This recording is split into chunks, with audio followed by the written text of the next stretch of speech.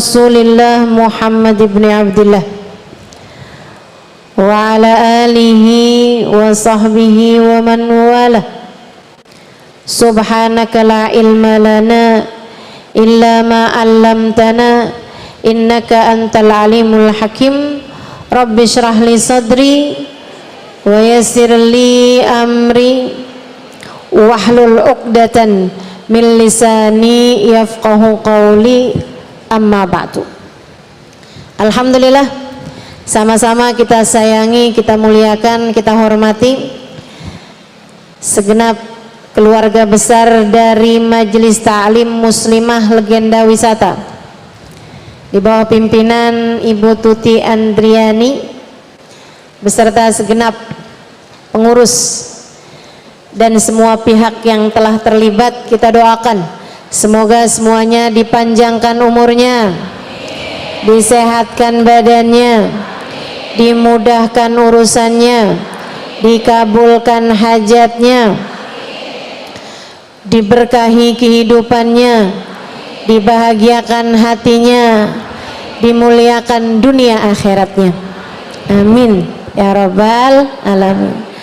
Para ustadzah, para syarifah, para pimpinan-pimpinan pondok pesantren, pimpinan-pimpinan majelis ta'lim, kita doakan semoga semuanya senantiasa dalam rahmat, dalam cinta, dalam kasih sayang dari Allah Subhanahu wa taala dan Rasulnya, serta tentu saja semua yang hadir di majelis ini, baik yang datang dari dekat maupun yang datang dari jauh, baik yang datang naik mobil, naik motor, naik angkot, ataupun naik kendaraan-kendaraan yang lainnya, yang jalan kaki ada. Semoga semuanya dirahmati dan dicintai Allah, disayangi dan disyafaati Nabi besar Muhammad sallallahu alaihi wa ala alihi wasallam, insyaallah. Amin ya rabbal alamin.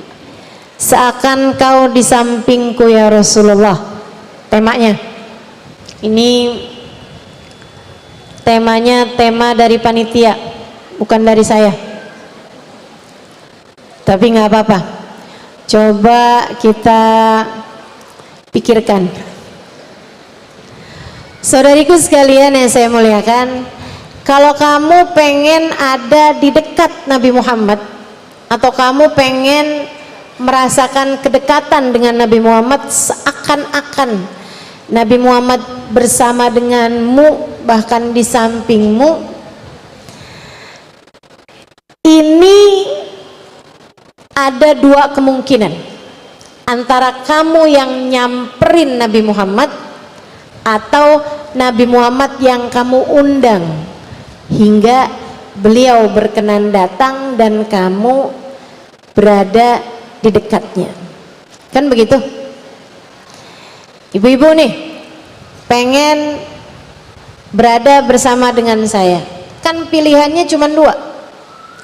Antara kamu yang datang ke tempat di mana saya berada, seperti saat ini saya ada di Masjid Legenda Wisata, sehingga kamu bersama dengan saya, atau kamu mengundang saya ke tempatmu sehingga akhirnya juga saya bersama denganmu, meskipun agak repot tuh yang kedua. Saudaraku sekalian, demikian pula dengan bagindamu Nabi besar Muhammad.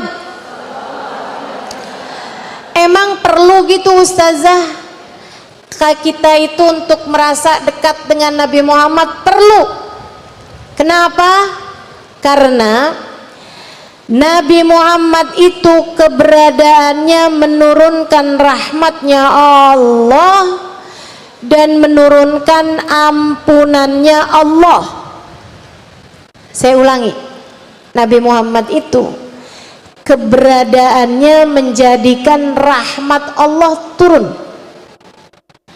Jadi kalau kamu bersama dengan Nabi Muhammad, mau kamunya yang datang atau Nabi Muhammadnya yang kamu undang, sama aja menjadikan dirimu dituruni rahmatnya Allah. Kata Allah Subhanahu wa taala dalam Al-Qur'an, A'udzu billahi minasyaitonir rajim. Wa ma kana Allahu liyu'adzibahum wa anta fihim. Dan Allah tak akan menurunkan satu azab kepada satu kaum selagi engkau wahai Nabi Muhammad bersama dengan mereka. Jadi kalau ada satu kumpulan Nabi Muhammadnya ada bersama dengan kumpulan tersebut, maka Allah tidak akan menurunkan azab kepada orang-orang tersebut. Bala, bencana tidak akan turun, tidak akan terkena kepada orang-orang yang sedang membersamai Nabi besar Muhammad sallallahu alaihi wasallam, dan juga menjadikan rahmatnya Allah Subhanahu wa taala turun. Kata Allah, A'udzu billahi minasyaitonir rajim. Wa ma arsalnaka illa rahmatan lil alamin. Kami utus engkau wahai Nabi Muhammad sebagai rahmat kami di atas muka bumi. Kasih sayang kami kepada penduduk bumi kami utuskan engkau. Jadi keberadaan Nabi Muhammad menjadikan sebab turun rahmatnya Allah Subhanahu wa taala dan ampunan. A'udzu billahi minasyaitonir rajim. Bismillahirrahmanirrahim. Walau annahum idz zalamu anfusahum ja'uka fastaghfirullaha wastaghfar lahumur rasul lawajadullaha tawwabar rahima. Sadaqallahul azim. Kata Allah, walau annahum, andai saja mereka umatmu wahai Nabi Muhammad, andai saja umatmu, idzalamu anfusahum, tatkala mereka telah berani-berani berbuat dosa. Ibu-ibu berani bikin dosa? Punya apa enggak dosanya? Nah tuh gimana bilang enggak berani? Orang dosanya udah banyak. Selama ini kita berani enggak berbuat dosa? Berani. Udah punya dosa banyak begitu. Saya emang enggak berani dah berbuat dosa. Kapan terakhir bohong? Tadi pagi. Kita ini adalah umat yang seringkali berani melanggar aturan Allah Subhanahu wa taala. Berani berbuat dosa, berani membicarakan aib orang lain, berani menyakiti hati orang lain, bahkan orang-orang yang seharusnya paling kita sayangi. Hati orang tuamu, hati suamimu, hati anakmu, hati saudara-saudarimu, hati sahabat-sahabatmu. Lagi dia nggak ada, kamu omongin, giliran dia datang kamu puji-puji. Ada yang begitu?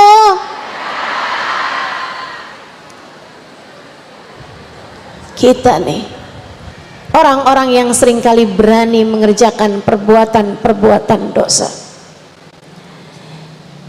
Allah Subhanahu wa taala mengatakan, andai saja mereka umatmu wahai Nabi Muhammad, tatkala mereka telah banyak berbuat perbuatan dosa, memandang kepada laki-laki yang bukan mahram dengan pandangan rasa suka.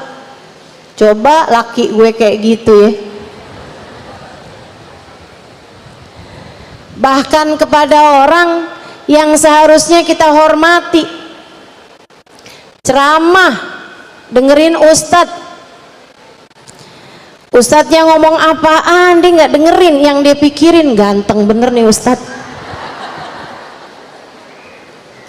mana soleh lagi, mana baik banget, lembut tutur katanya, beruntung banget bininya. Terus dia kebayang suaminya, ya ampun, nasib bener punya suami kayak begitu. Kenapa nggak dia aja nih suami saya? Lah, ustadznya bawa hadis, bawa ayat, pikiran jamaahnya ngeblangkrak kemana-mana. Ada yang begitu?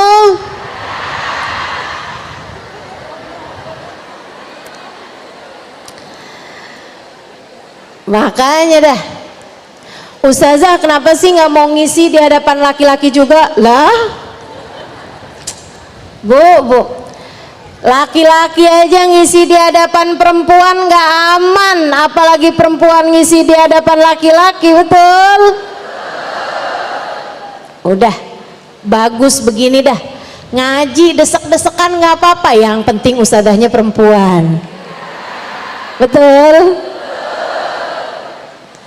Kurang pinter kita jaga hati, jadi udah kita cari aman aja. Walau annahum idzalamu anfusahum, andai saja mereka umatmu wahai Nabi Muhammad, idzalamu anfusahum, tatkala mereka berbuat kebaliman kepada diri-diri mereka sendiri, melakukan banyak dosa, ja'uka, mereka datang padamu wahai Nabi Muhammad. Bu, yang tadi saya tambahin ya, takut bikin salah paham. Ustazah emang nggak boleh ngaji sama ustadz laki-laki? Boleh, boleh, nggak apa-apa. Yang penting pinter-pinter jaga hati. Kalau kiranya kamu ternyata nggak pinter jaga hati, mending cari aman. Jelas ya? Makanya saya sih kalau memang harus laki-laki yang ngajar, di depannya yang ustadz laki-laki tuh biar laki-laki aja semua, perempuannya duduk ke belakang paling pojok noh, gak kelihatan gitu kan dari belakang. Perempuannya juga tuh kalau matanya kurang-kurang terang, sekalian aja dicopot kacamatanya biar nggak usah kelihatan ustadznya gitu, biar kabur ngelihatnya kayak gimana sih tuh ustadznya gitu kan. Jadi kalau bicara bolehnya secara hukum, boleh-boleh saja, akan tetapi hatimu itu pandai-pandailah untuk dijaga, dan sebisa mungkin dibikin batas antara yang laki-laki dengan yang perempuan, karena urusan laki sama perempuan nih bu, setannya banyak, setannya banyak gitu kan. Katanya Nabi Muhammad SAW, ma khala rajul wa imra'ah illa wa syaitan salituhuma, tidaklah berdua-duaan laki-laki dengan perempuan melainkan yang ketiganya adalah. Jadi nggak pakai ustadz abis majelis boleh nggak saya curhat, udah nggak usah, nggak pakai ya. Curhatnya mendingan sama Allah aja. Curhatnya dengan kamu hadir di majelis-majelis ta'lim, kamu curhat malam harinya sama Allah, kamu hadir di majelis ta'lim mendapat jawabannya insya Allah. Nggak usah pakai acara yang mungkin untuk menimbulkan fitnah. Mudah-mudahan Allah selalu menjaga diri-diri kita. Sama Allah dikasih tahu, untuk dosa-dosamu yang sudah terjadi itu kamu mesti datang kepada Nabi Muhammad, suruh datang. Fastaghfirullah, kemudian kalian minta ampun sama Allah. Nabinya buat apa kalau kita harus datang kepada Nabi Muhammad, tapi yang kita mintain ampun adalah Allah? Wastaghfarallahumur rasul, Nabi Muhammad akan memohonkan ampun untuk kalian. Datang kepada Nabi Muhammad, Nabi Muhammad akan memohonkan ampun bagi kalian. Kalian meminta ampun kepada Allah, lawajadullaha tawwabar rahima, pasti kalian akan mendapati Allah maha pengampun lagi maha menyayangi. Jadi dapat ampunan, dapat kasih sayangnya Allah. Caranya datengin Nabi Muhammad SAW.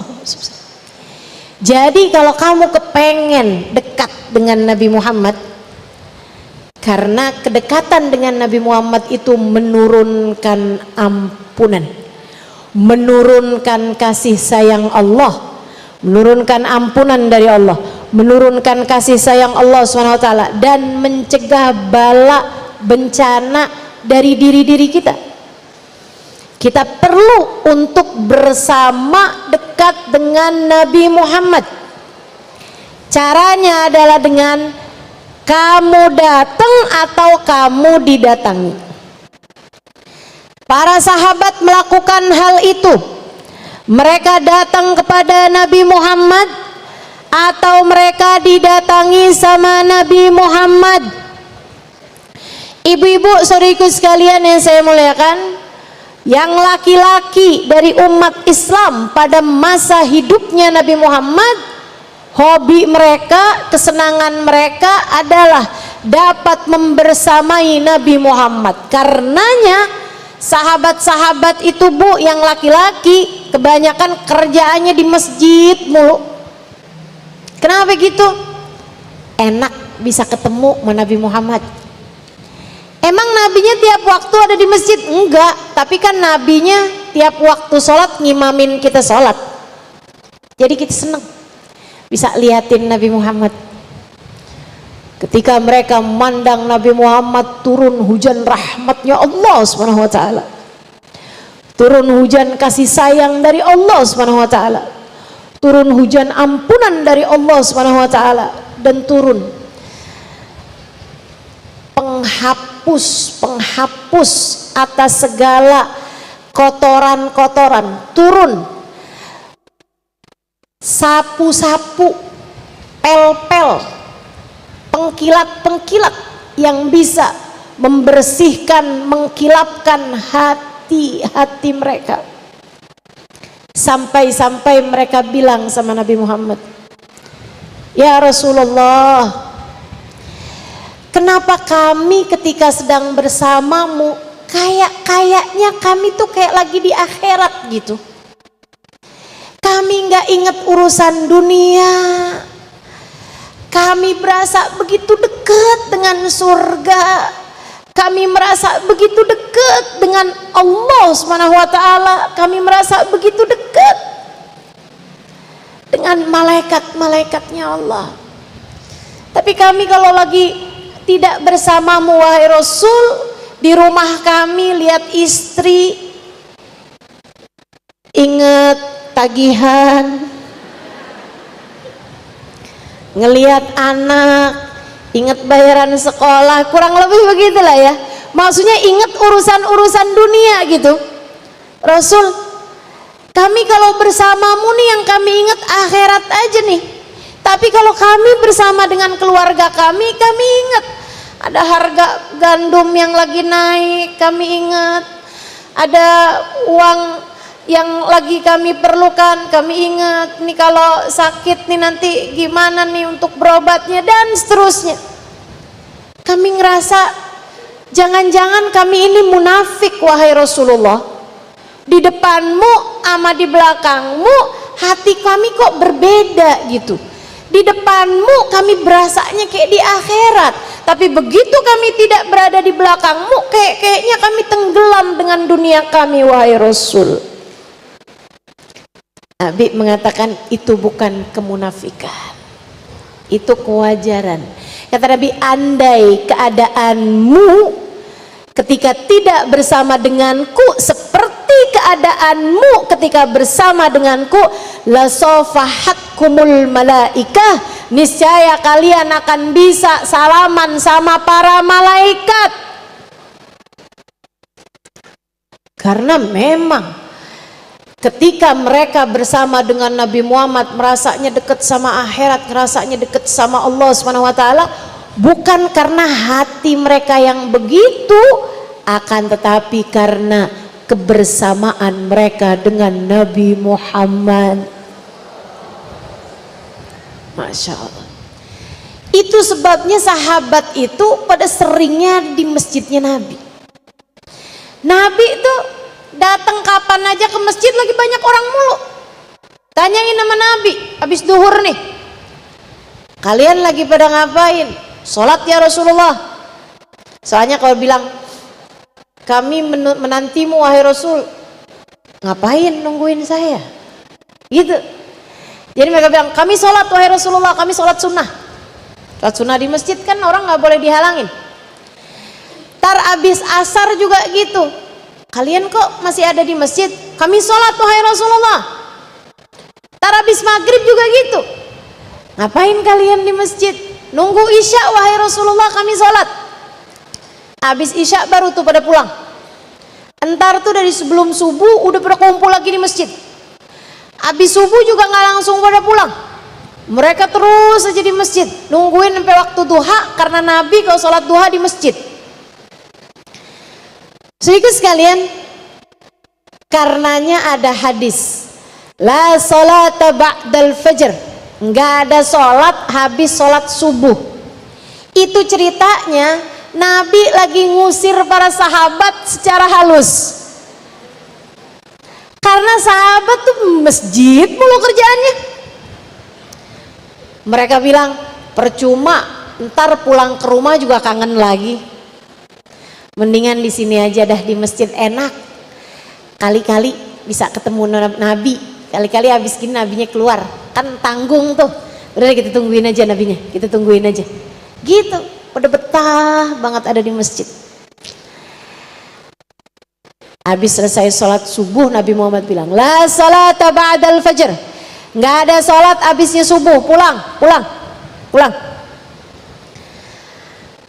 Duhur ke asar Nabi biarin, tapi habis asar Nabi Muhammad bilang la salata ba'dal asar, nggak ada sholat habis sholat asar, pulang.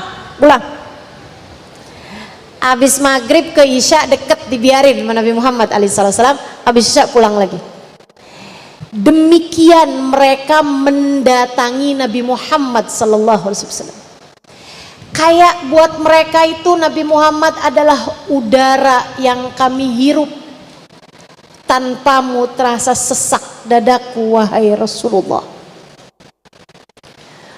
Buat mereka tuh kayak Nabi Muhammad adalah ruh bagi jasad. Tanpamu kami hanya akan lemas berkulai wahai Rasulullah, tak mampu mengerjakan apapun. Para sahabat baginda kita Nabi besar Muhammad selalu membersamai Nabi Muhammad, menjadikan Nabi Muhammad di samping mereka senantiasa. Masya Allah, Masya Allah. Nikmat bener kehidupan bersama dengan Nabi Muhammad sallallahu alaihi wasallam. Ada seorang perempuan namanya Zarqa, tinggalnya di kampung cukup jauh dari Madinah. Dia masuk Islam dengan ajakan ustadz lah yang pada ngajar di kampungnya. Dia masuk Islam, habis itu lama tuh nggak ketemu Nabi. Rumahnya dia jauh, sendirian. Dia ngerasa nggak kuat saya kayaknya kalau jalan ke Madinah. Tapi Nabinya juga nggak pernah datang kampungnya dia. Kangen ya sama Nabi.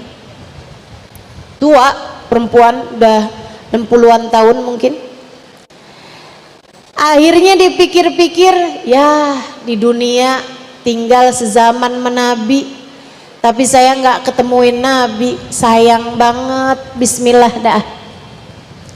Satu hari dia pergi ke masjid Nabi, pelan-pelan jalan dari pagi tuh, jalan sejam 2 jam perjalanan.